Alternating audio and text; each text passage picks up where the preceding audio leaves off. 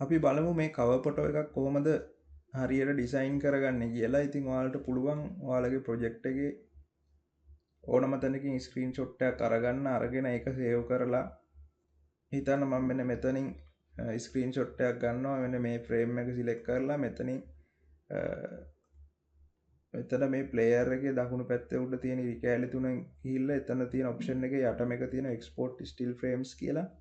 ඉතින් මම ඒක එක්ස්පෝර්ට් කරගන්නවා. ලොකේෂන් එක දෙනවා ඩවුන්ලෝඩ්ස් වලට 713 කියලා, රිසොලූෂන් එක 1080p png විදියට එක්ස්පෝර්ට් කරගන්නවා ෆයිල් එක.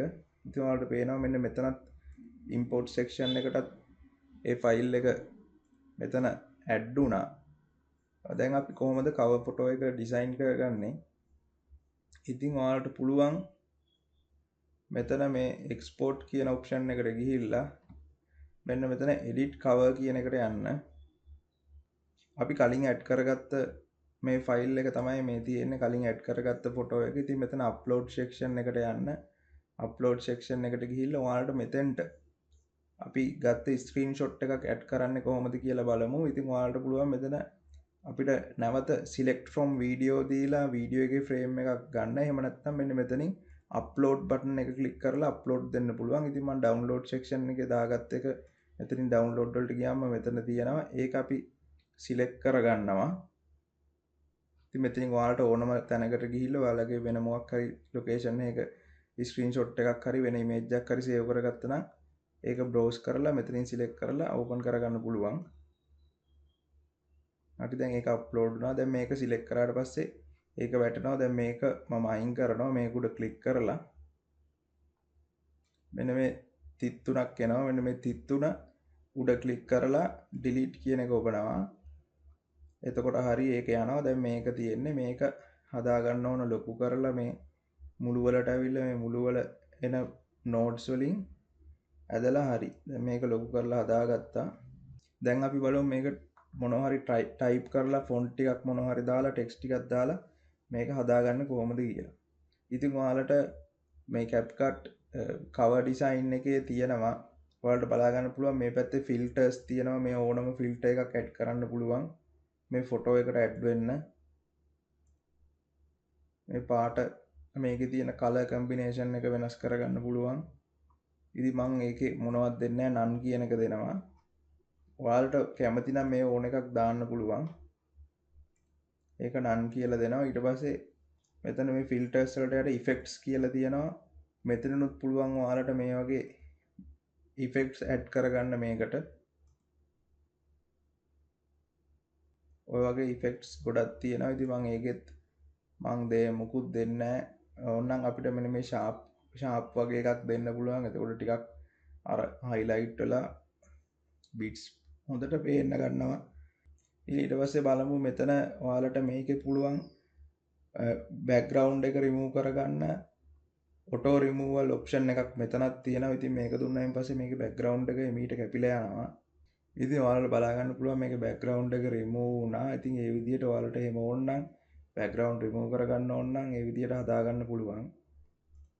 මොකක් හරි image එකක් edit කරද්දී cover photo එකක් edit කරද්දී ඉතින් මේකේ color combination එකත් අපිට ආයි නැවත adjustment layer එකක් තියෙනවා මෙතන. අපිට මේකෙන් අඩු වැඩි කරලා හදා ගන්න පුළුවන්.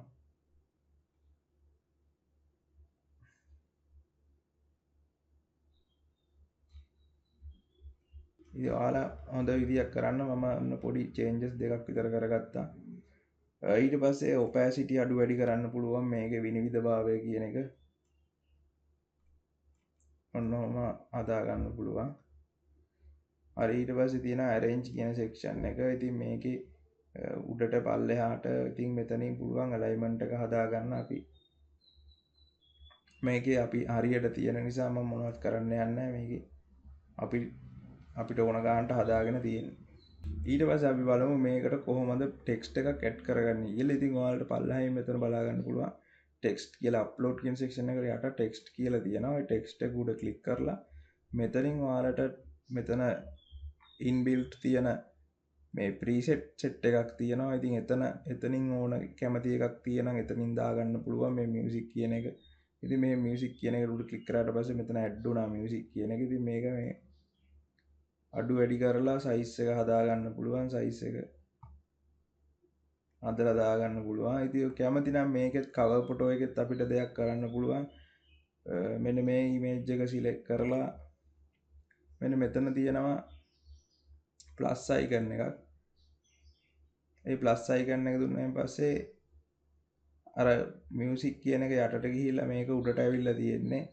ඉතින් මෙතනින් නැවත ගිහිල්ලා layer arrangement මෙන්න මේ 33 උඩ ක්ලික් කරලා layer arrangement කියන එකට ගියාට පස්සේ send backward send to back කියලා ඔයාලට option බලා ගන්න පුළුවන්. ඉතින් දැන් මේක මේ image එක තමයි ඉස්සරහම තියෙන්නේ. ඉතින් ඔයාලට පුළුවන් මේව ගිහිල්ලා send backward දෙන්න. send backward දුන්නාම අන්න අපේ font layer එක text layer එක ඉස්සරහට ආවා.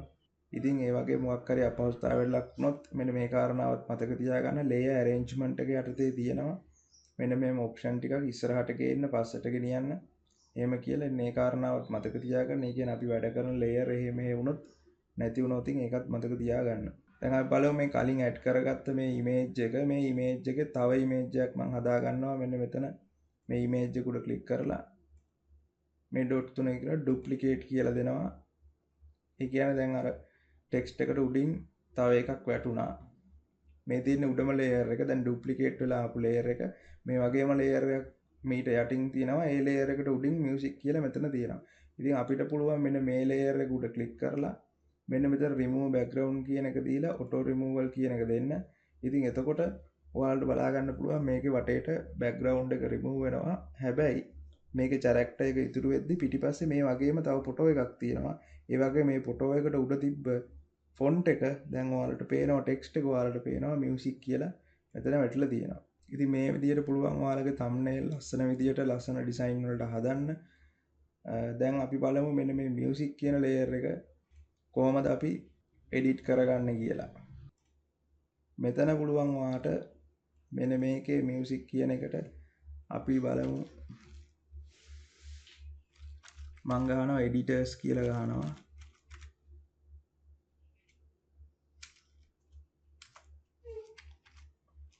මම පොඩ්ඩක් alignment මේක හදා ගන්නවා ඔන්න ඔය විදියට. හරි දැන් layer arrangement තියෙනවා මේකේ මේක send backward. ඊට පස්සේ ඔයාලට පුළුවන් මෙන්න මෙතනින් ගිහිල්ලා මෙන්න මේ hand option එකට දකුණු පැත්තෙන් තියෙනවා show layer panel කියලා. ඉතින් මෙතනින් show layer panel දෙන්න.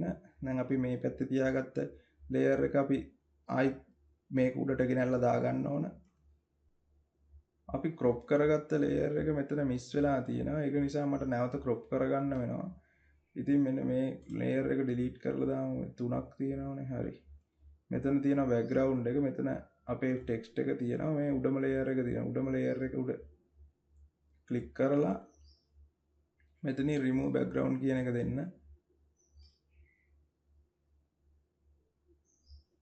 ඉතින් මෙතන මේ layers ටික තියෙන layer panel එක open කරගත්තාම ඔයාලට ලේසි අපි කරගෙන යන වැඩ ටික තියෙනවා. ඒතකොට layers ටිකත් බලා ගන්න පුළුවන්. මේ විදිහට උඩම අපි දැන් crop කරගත්ත එක තියෙනවා. ඊට පල්ලෙහා තියෙනවා අපි text එක. ඊට පල්ලෙහා තියෙනවා background එකේ තියෙන layer එක. ඉතින් ඔන්න ඔය විදිහට හදා ගන්න පුළුවන්. ඊට පස්සේ තව මොනවා හරි text එකක් add කරනවා නම් මෙතනින් මේ add title subtitle කියලා add title කියන්නේ ටිකක් ලොකු text එකක් add වෙන්නේ. මේ ඔයාලට බලා ගන්න පුළුවන්. ඊට පස්සේ subtitle කියන එකෙන් ඊට වැඩිය පොඩ්ඩක් කුඩා text එකක් add වෙන්නේ. body text කියන්නේ ඊටත් වැඩිය කුඩා text එකක් තමයි add වෙන්නේ. ඉතින් මේ විදිහට ඔයාලට බලා ගන්න පුළුවන්. ඉතින් ඔන්න ඔයාලට මෙන්න මේ විදිහට පුළුවන් cover photo එකක් design කරගන්න. ඉතින් මෙතන ගොඩාක් තියෙනවා options තියෙනවා. ඉතින් මේ ඔයාලා use කරලා බලන්න. මම සාමාන්‍ය සරලව cover එකක් කොහොමද හදාගන්න කියන කාරණාව තමයි පෙන්වන්නේ. හැබැයි අපිට මෙතන limitation එකක් තියෙනවා. අපිට මෙතන සිංහල type කරන්න බෑ. මොකද මේ software එකේ මේ cover design කියන section එකේ font වලට සිංහල font add කරලා නැහැ. මේක මේ online අපි මේක edit කරගන්න නිසා. ඉතින් මේක save කරගන්න පුළුවන් ඔයාලට English වලින් මොනවා හරි type කරලා ඔයාලගේ මේක හදාගෙන ඔයාලගේ cover design එක හදාගෙන මෙතන save කියන option එක දුන්නාට පස්සේ ඔයාලට බලා ගන්න පුළුවන් මේ cover එක save වෙනවා. ඉතින් මේ cover එක මෙතන save වෙනවා. වීඩියෝ එකේ cover එක විදියට. ඊට පස්සේ ඔයාලට පුළුවන් export කරගන්න වීඩියෝ එක. export කරගත්තට පස්සේ export වෙන location එකට ගිහිල්ලා බලන්න ඔයාලගේ cover photo එකත් එතන add වෙලා ඇති. ඉතින් open folder කියන එක මම දෙනවා. open folder වුණා ඔයාලට බලා ගන්න පුළුවන්. ඔයාලා export කරගත්ත file එකක් තියෙනවා. ඊට පස්සේ cover photo එකත් ඔයාලට බලා ගන්න පුළුවන්. මෙන්න මේ විදියට තියෙනවා. ඉතින් ඔයාලා මොකක් හරි platform එකකට upload කරද්දි cover photo එකත් අදා ගන්න ඒකත් අප්ලෝඩ් කරගන්න thumbnail එක එහෙම නැත්නම් cover එක විදියට වීඩියෝ එකේ එතනින් ක්ලික්ස් ගන්න පුළුවන්. අපි clickable එකක් දැම්මොත් ඒ කියන්නේ මිනිසුන්ට ටග් ගාලා ක්ලික් කරලා ඇතුළට යන්න හිතන විදිය thumbnail හදලා දැම්මාම views වැඩි වෙනවා වීඩියෝ එකට. ඉතින් ඒ කාරණාවත් මතක තියාගන්න.